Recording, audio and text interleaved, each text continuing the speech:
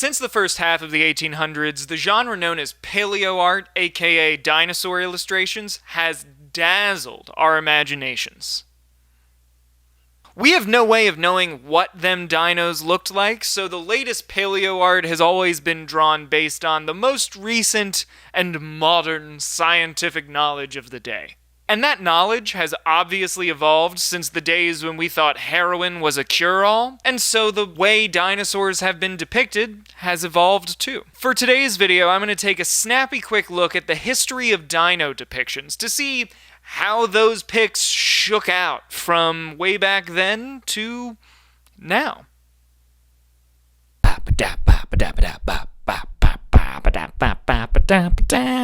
Misinformation. Originally, dinosaurs were creatures of intrigue, not only due to the size of their fossils, but also due to the life that artists gave them. Dinosaurs could be sassy. They could be shy. They could even be seductive. Ooh la la. The existence of dinosaurs has only been known since the 1800s, but the first dino bone discovered was actually found in 1677 by a dude named Robert Plot. He obviously didn't know that a long-extinct species of terrifyingly large proportions ever existed, but he did know some Bible stories about giants. And so he concluded that the bone must have belonged to a giant human from past millennia. And then it was another Brit, isn't it always, named William Buckland who discovered the very same remains over 100 years later. Even from each other. The Brits are always stealing credit for stuff. After digging around for a bit, good old Bucky Buck basically decided that the bones must be from some long-extinct giant lizard species. Which I don't know. Pretty good. Then only a few years later in 1822, Mary Ann Mantell discovered more dino fossils while she was just out on a walk in Sussex. Okay. Examination found that these dino bones were kind of like giant iguana skeletons, so they named this newfound species of dinosaur, second ever, the iguanodon. And 20 years later, Sir Richard Owen named the family for all of these giant dino fossils that people were discovering Dinosauria, meaning terrible lizard.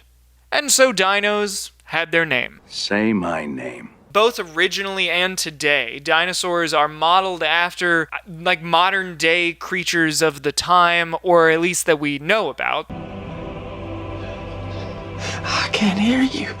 Discoverers only had the skins and furs of modern-day creatures in their imaginations when they, were thinking up what dinos could have looked like. And at first, dinosaurs were just thought to look like giant iguanas, basically. This is, of course, partially due to the early discovery of the iguanodon by Mary Mantell. But don't worry, straight men soon arrived to slather their names all over everything. Benjamin Waterhouse Hawkins brought his imagining to the public in 1854 in London's first ever dinosaur park, weirdly named the Crystal Palace Park. Why? Why not Dinosaur Park? Who freaking knows? The Brits call tea cuppa, which is basically just taking a one-syllable word and adding more sounds, so, But Paleoart quickly evolved away from just iguanas. And as we all know, dinosaurs didn't just exist in the British Isles, which is why the next big dino discovery happened in Belgium. There were multiple full skeletons discovered in Belgium, which led to the discovery, of course, of more dinosaur species. But humans didn't really know quite how to imagine them still. So based on their skeletons, these new dinos were thought to closely resemble capybaras, basically. And originally, all dinosaurs were thought to drag their tails on the ground, when in fact we know now that most of them probably held their tails aloft for balance. But even with more discoveries and better hypotheses about the ways dinosaurs looked and how they might have behaved or carried themselves, paleoartists really just kind of go for it in many respects. And I like to think that their version of history, while varied and inconsistent, is the true one, because it's a lot of fun. Just based on the paleoart alone, it's clear that dinosaurs loved to sing along with volcanoes, for the drama, I suppose. But they're also depicted like little birdies watching a murder, or as playful little lizard demons. And they were also imagined as tenacious gossips. I met an old friend of yours. Oh? Owen Jenkins. Owen! Now there's a blast from the past. And yet again and later in Paleoart as creatures of sexual prowess. Ooh. Hot. Whatever people of the time wanted to think about, they made it happen in their dino pics. Which I think brings us to today. Hello and welcome to today. I take this opportunity to say that if you're seeing this video, it means that you're still alive, and so you can still do stuff. Nowadays, we think we understand the gist of it. Paleontologists tell us that dinosaurs and modern-day birds have the same evolutionary ancestor. And so modern renderings of dinos look more like this, or this.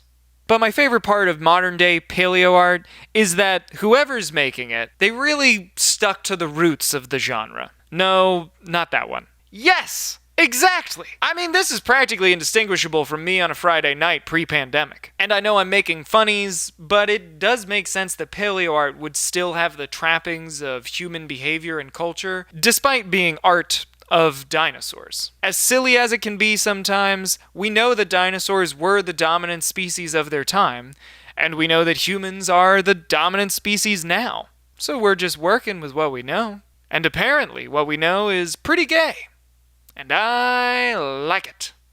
I got nothing else to do except deal with stuff, so I'm just gonna deal with it. Hey, thanks for watching the end of the video. If you liked it, please hit the like button, subscribe, leave a comment, and, click one of these to watch another video. I'm about to disappear. Here I go, fading away. But click a video and watch another one. Come on, do it. Go on. You got it, baby.